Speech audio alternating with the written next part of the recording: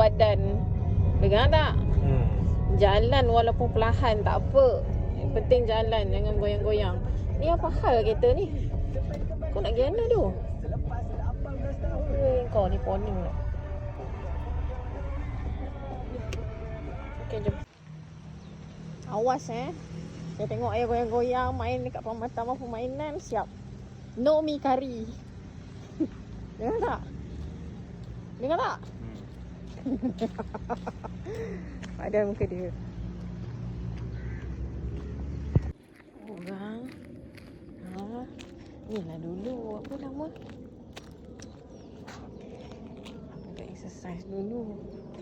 Apa orang panggil? Renggang kat otot dulu. Buat apa orang panggil lah? Aduh, time lah bodoh pula.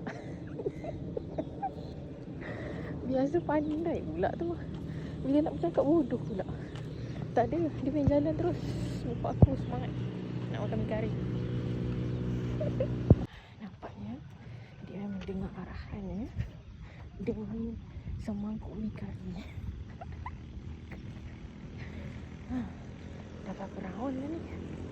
Okay lah, masih steady. Aku nak exercise. Mana boleh aku exercise seorang? Tak boleh.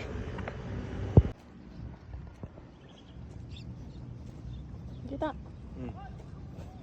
Buka mata belum? Berapa persen? Ikutlah berapa mana. Tiga. Yang mana larat lah. Okay? Slow pun tak apa. Yang penting jalan perlahan-lahan. Kita tunggu kemunculan Cik Bakri. Okay deh. Memang kali ni dia berjalan. Aku tak nampak.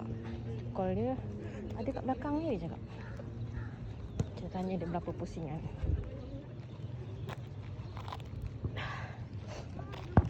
Okay tak? Peluh tak? Peluh. Berapa pusingan? 5. 5. Okay, bagus. Good job.